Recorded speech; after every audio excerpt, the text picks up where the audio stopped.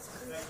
Yes, this is case number 2017-06-1953, State of Ohio versus Stanley Ford. Mr. Ford is present in court, represented by Counsel Scott Riley, Joe Gorman. He is in custody of the sheriff in the Justin Civilian clothing this morning, Your Honor. We are here today originally set for a hearing, but based on our agreement that we filed with the court, we're asking the court that we're supposed to be here for the hearing, or the conclusion of our hearing from Motion 91, and so we're here for that and also to get dates. All right. So I did sign an order back on the 14th of January pursuant to the joint motion filed and signed by all parties, waiving the remainder of cross-examination of Dr. Swales, as well as any direct testimony or cross-examination of the state's Dr. Galit Ashkenazi, and have agreed, pursuant to the parties' agreement, that those reports will be submitted, as well as exhibits that were presented during the first part of Motion 91, and then both parties will reply and respond by next Tuesday, the 21st, in writing, any additional arguments with regards to Motion 91 on behalf of Mr. Ford. Mr. Riley?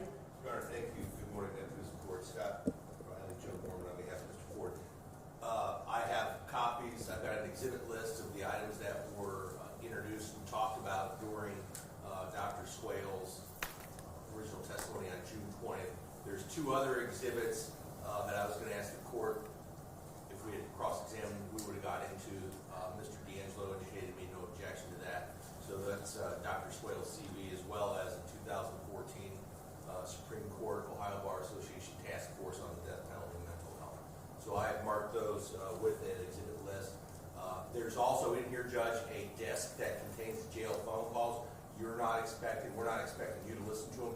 Those are jail phone calls that Dr. Swales testified that he had listened to and incorporated into his report. For the purpose of the record, we want the disc to go into the record. All righty. Mr. LaPrince, you have the state? As to those issues, and then you can all... Judge, we don't...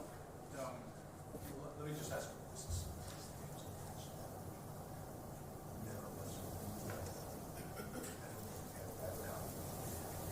You know what, before we go any farther, I need to put on the record that we're proceeding today because the court had previously, within the last week, issued an opinion regarding the competency of Mr. Ford, and the court having found Mr. Ford competent to stand trial in his ability to understand the nature of the proceedings against him, as well as assist in his own defense.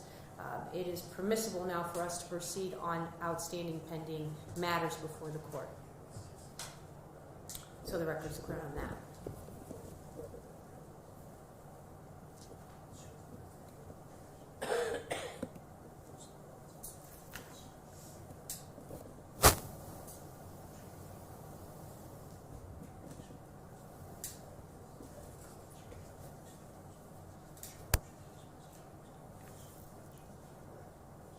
But if you look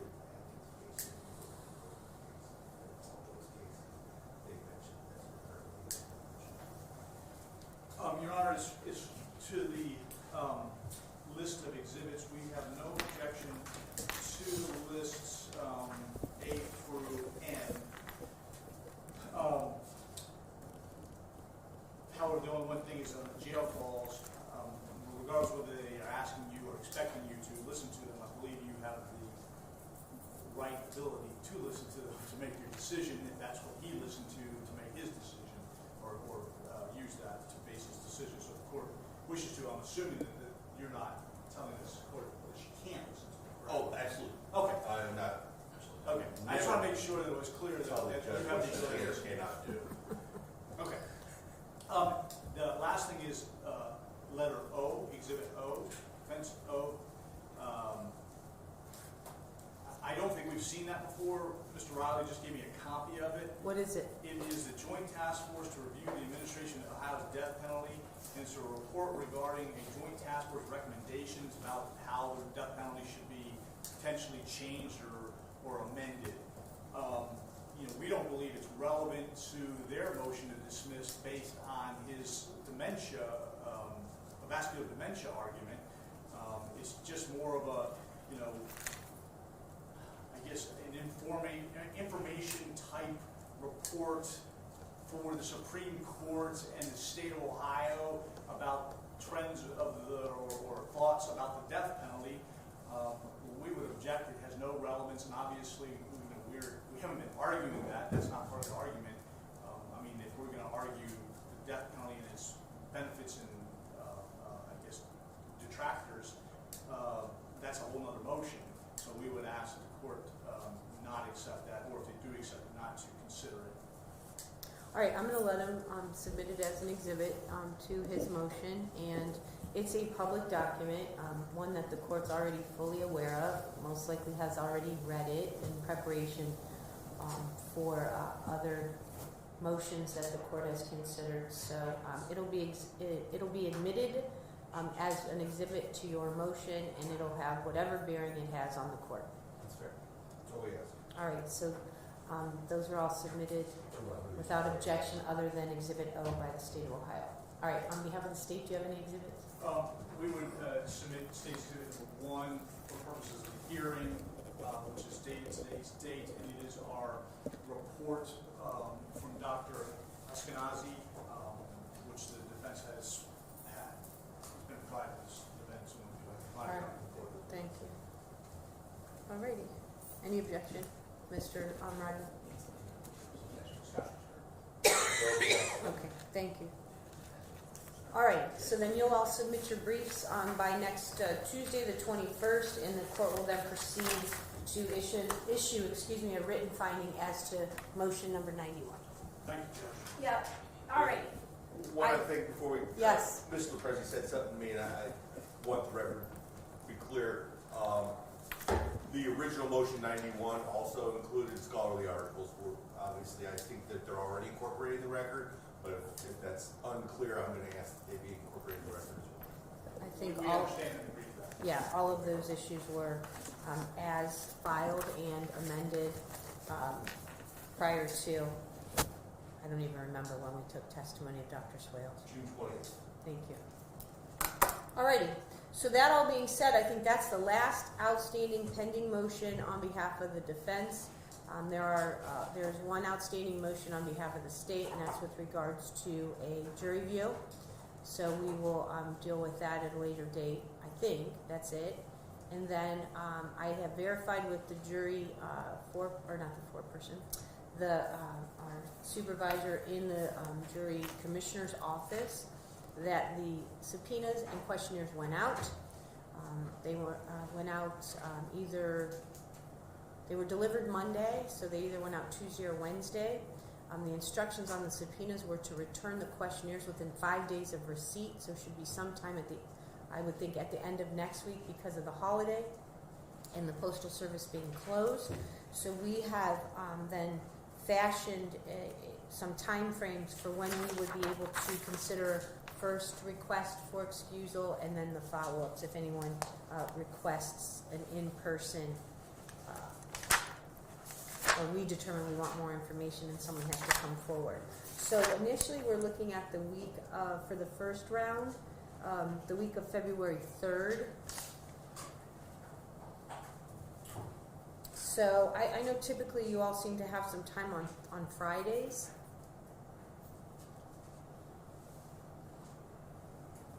Is that the 7th? Would be the 7th of February.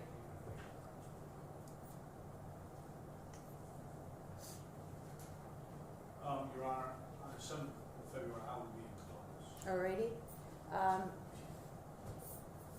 How about Wednesday the 5th? So here's the only other thing is, so our jury persons having but their child is having their first grandchild. And there's could be some inducement and going early so unfortunately I don't know the dates of that, but how about the 6th of February? Knowing that this might just have to be changed or moved around a little bit. What time? I have 2 trials, but this will take precedence, so I could either do the morning or the afternoon. Judge, on the 6th and 7th, I have a trial in front of Judge Rollins that probably has about a 5 to 10% chance of going forward. Well, okay, so this is the point in time where the rules of superintendents take over. I'm fine with And that. in this case is clearly going to outdate any of those or we're just gonna go, and everyone else is gonna have to get on the train, so to speak.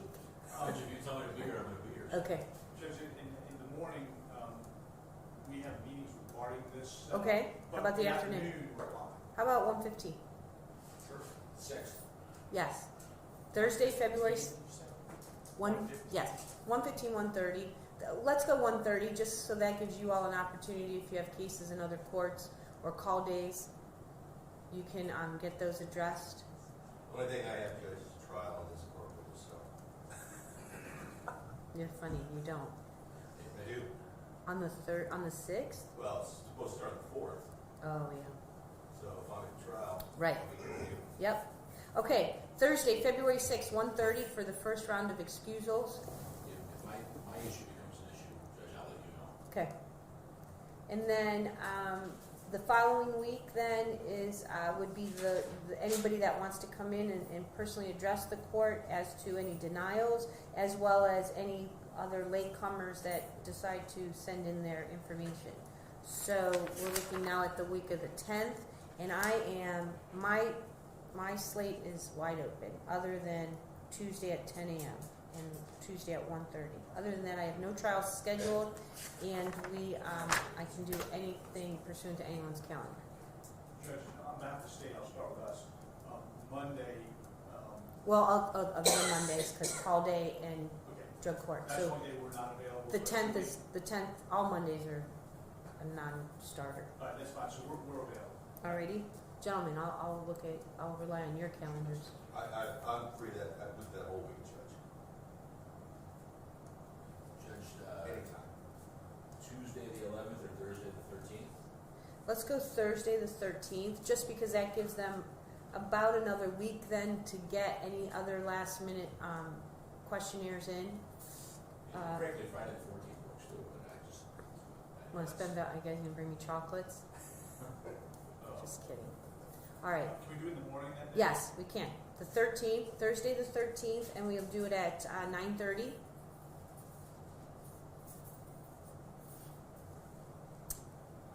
And then for purposes of just informational, the 18th is when we will then have the two groups coming in, half in the morning, half in the afternoon, where they'll be given the general instructions. They'll be given their 2 additional questionnaires that have previously been ruled on to fill out, and then we'll be scheduled for individual voir dire starting on Wednesday the 19th. And then, Your Honor, for scheduling purposes, just for the jury individual voir dire weeks, are we going to take Mondays off or not? We're going to take Monday afternoons off. Okay. Well, you know what? I say that. When did I tell you we're going to start testimony? The 11th? Yes. Okay, Wednesday. Thinking that Monday would be probably jury view and that stuff. Wednesday. So I'm going to tell you. So that's really only 2 Mondays for purposes of individual voir dire. I had the 10th written down as the. Yeah. So the 10th will be, I would think, general and/or jury view and all of that, and then then we'll start with testimony on the 11th. But that's really only 2 Mondays, the 2nd and the 24th.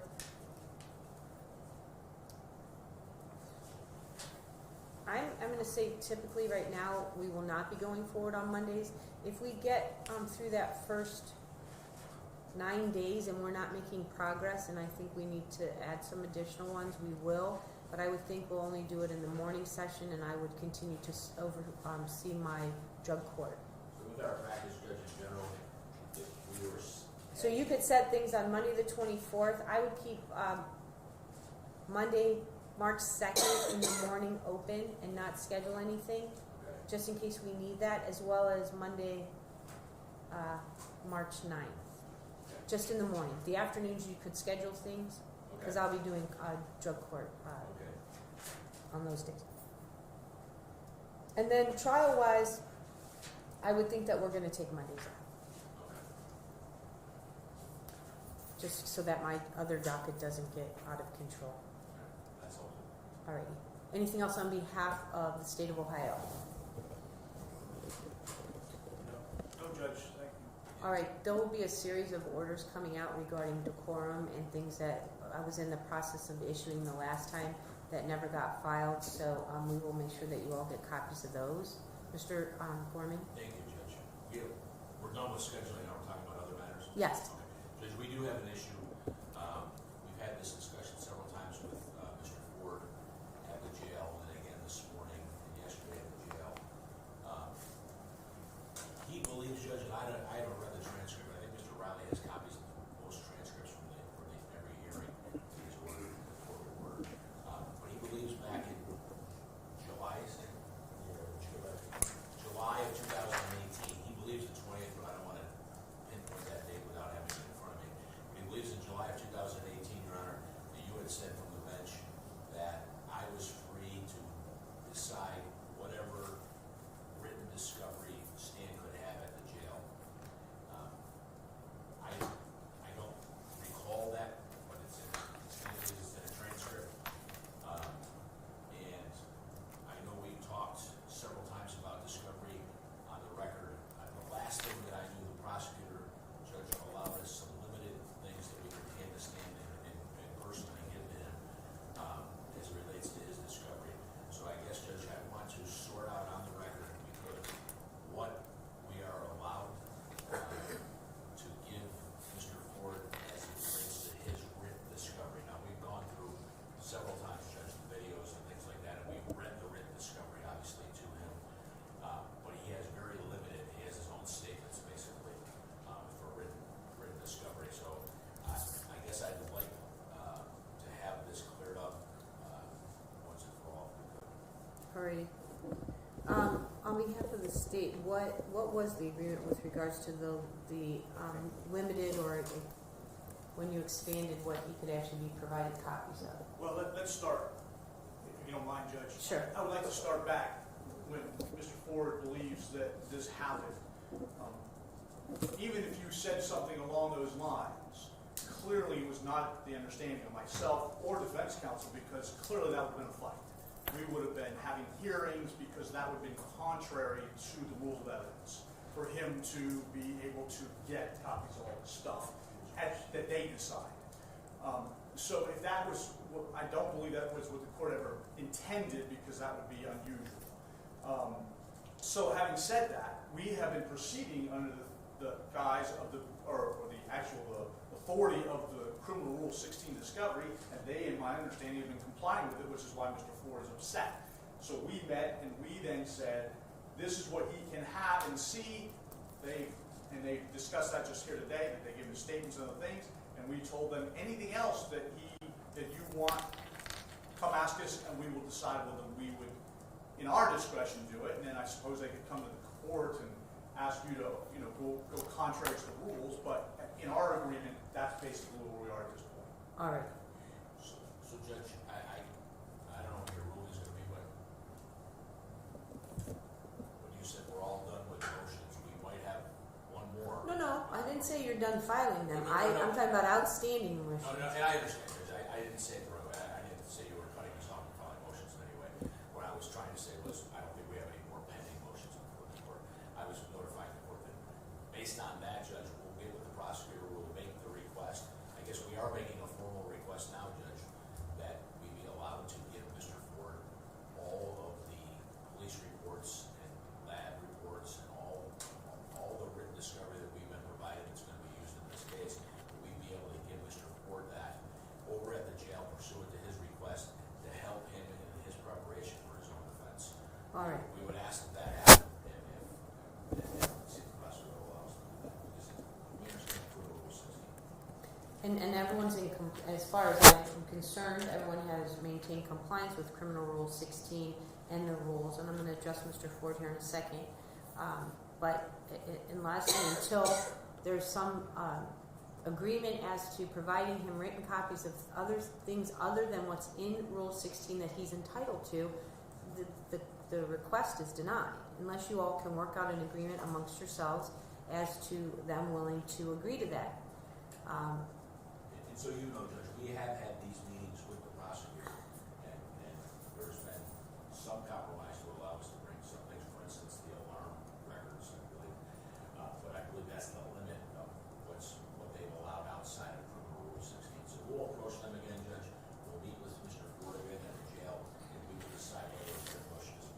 Alrighty. So, Mr. Ford, a couple of things. If I said that, which we'll go back through the hearings that we've had in July, it may have been taken out of context, or I may have been responding to your attorneys and the state of Ohio's agreement as to talk about whether you could or couldn't have anything. I don't ever see myself saying to you, you can have unfettered access and copies of every piece of discovery. That all being said, we will go back and I'll see what I said, and if I have to straighten that up, I will. But I want to explain to you how the rules work, and I know your attorneys have done that. I know that they've gone over with you the discovery, and they'll tell you what reports are, and they'll show you reports, and they may tell you what's in reports. But the rules only allow you to have certain specific things that you're allowed to have tangible hard copies of. I believe you have those based on representations that your attorneys have made in court on the record. There are other things where they will go over with you and tell you what these things say or what's included in these reports, but you're not entitled to have hard copies of those reports. Those are just the rules, and it's the rules that every criminal defendant lives by that is charged with an offense and under indictment. So unfortunately, there'll be no exception unless the state of Ohio and your attorneys can reach some sort of compromise as to those records. All right? That's the way it is. That's the law. That's how it is. Well, I understand that that's the way. I don't know if that's the way the law or not, because I read Criminal Rule 16. I'm entitled to documents out of my discovery for my defense. Your attorneys are entitled to those documents for your defense. They will share the documents that they're permitted to share. There's other documents that you're not permitted to have hard copies of for various reasons, prior rulings by higher up courts other than this court, and I abide by those rules. If there's some specific thing you want that they can't get a compromise on, they'll file a motion, and then I'll make the determination whether you're entitled to the copy or not. Okay, I appreciate that, but I'm entitled into the police reports, all the police reports. You're entitled to know what's in those police reports. You're not entitled to copies of those police reports. I mean, that's how I read it. I know. Well, I understand that's how you read it, but see, and this is what the difference is. Well, it's in the law book, Judge. I mean, the word is in the law book under Criminal Rule 16. But then okay. So I'm not going to get into a whole law school examination or explanation, but laws get written, rules get written, statutes get written as to conduct, and then people appeal those issues, and higher courts make rulings and interpreting those rules and those laws and those things. So while it may say something in black and white, there's a case that says, that's what it says, but this is how it's to be applied. And I'm telling you, as the arbiter of making sure that the scales are balanced with regards to what goes on in this courtroom, making sure your side's playing by the rules, making sure their side's playing by the rules, it's my interpretation of those rules and the laws and the cases that have been decided by courts that are higher than me that tell me what to do. And that's who I respond to, and that's who I report to, up the chain. Okay? So if there's something I can consider giving you, I'll consider it in a motion, and I'll make a ruling. I appreciate that. Okay? And yeah, another thing, I'd like for you to make sure the time of the crime scene back in 2016 and 2017, that the video footage is original. That is original. Okay. So here's what happens with if any of that footage is presented at trial. Someone will have to testify as to the authenticity of that. Okay. That it is what it says it is, that it happened when they say it happened. Right. Then, if that testimony comes in and that evidence is admitted, the jury decides whether or not they believe it. Right. Okay? Right. So there will be safeguards that people have to come in and say it is what it says it is. Right. It's not going to just be everything like thrown into a pile and everything just gets admitted. There are rules, and you'll see this as we start the trial. Right. There are rules about everything, and unfortunately, I think ad nauseum, we're going to probably have a ton of sidebars as to what is or isn't admissible, what people can and can't talk about. And so that's where I come into play with regards to who can testify about things, what evidence gets admitted, and then it's the jury that determines whether or not they believe that evidence is what that person says it was. Okay? And that's where these guys come into play, because then they're going to argue why the jury shouldn't believe evidence. Okay? And I tried to explain this about 6 months ago. Like, this is all putting the cart before the horse. We're talking about all these things, and we haven't even got to the part. So once we get moving, I think you're going to see that they're doing their job, they're working super hard, and they are fighting every piece of evidence that is coming into this court to show it isn't what it says it is. Sounds good. Yeah. Okay? All right. Anything else? No, thank you, Judge. Eating? Getting access to your lawyers? Yeah, I'm eating. And access to your phone to make your phone calls? I do. All right. Okay. Judge, just Yes. briefly about the evidence, so she put this on the record. First of all, Mr. Ford has asked and requested that original video, security camera video, be kept in its original form. That is in its original form at the State Fire Marshals in Reynoldsburg. Defense counsel is aware of that, and they can go down and examine it, look at it, but it's going to be kept there for security reasons as evidence. So that is there. They've also been provided with, just so it's on the record now, with a complete copy, because it's just a huge amount of data. I think we had to buy some kind of a large flash drive in order to store it all, and we've given them a raw copy of the entire thing, so they have that in their possession. So I just want to put that on the record. Thank you. It's true, Judge. Thank you. The other thing is, and this is not related to Ford's comments, but I just want, we met yesterday, not yesterday, 2 days ago. The state has taken some of this evidence, and we haven't altered the video, but we have spliced it because there's gaps. And we put it into a presentation form, and I say the State Fire Marshal's agents did the work in conjunction with us, and so we felt it was work product, but we thought that during the time of the trial it might, and we're not asking you, we're just giving you a heads up and putting it on the record, and we meant to show it to them ahead of time, so in case there were some objections, to go through that. They then convinced us, even though I don't think we were required to, but in an abundance of caution, and because we may ask it to be in evidence for the jury as demonstrative, we have given them a copy and allowed them to show it to Mr. Ford. He's not allowed to have a copy in our agreement, but they were allowed to go and show it to him. So I want to put that on the record too, that is out there, that was presented to them. And it's 6 discs of between the 3 for each of the 2 discs. So I want to put that on the record. All right. Oh, I'm sorry. It was actually put on one flash drive. We had 6 discs, so it was put on one. Yes. Judge, we were provided the flash drive. Everything the prosecutor said is true. We met with them. They showed us the video and how they put it together. We have all the video that was used to put it together separately, which is kind of hard to pull up and show, or to find everything when you want to find it. It's difficult. This puts it together in a more flowing, streamlined fashion. And we did, Your Honor, ask them to give us a copy. At first they were reluctant, but they decided to. They notified us overnight that it would be ready in the morning. We picked it up yesterday. We went to the county jail with it yesterday. We showed Mr. Ford that video yesterday. And Judge, we did have discussions about that video and its potential presentation to the jury for demonstrative purposes. And we talked about things like a proper foundation having to be laid before that would even be considered. So we had those discussions, Judge. We appreciated the fact that they gave us the video because it allowed us to present it to Mr. Ford. And when you watch it, you can see more in an easier fashion, an easier way, the timeline and things of that nature. All right. Excellent. And then the last thing, judges, is we are a month from trial, and I just want to put on the record that we have a discovery request, and to date, we have yet to receive any discovery from the defendant that negates the defendant's guilt, which is required by the law. And so I just put that on the record. And renew, obviously I don't have to, but I'm renewing on the record.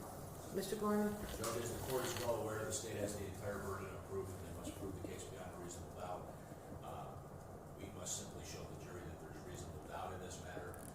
If we had evidence, Judge, for discovery purposes for the first phase of this trial, it would do what the prosecutor is describing. We would turn it over.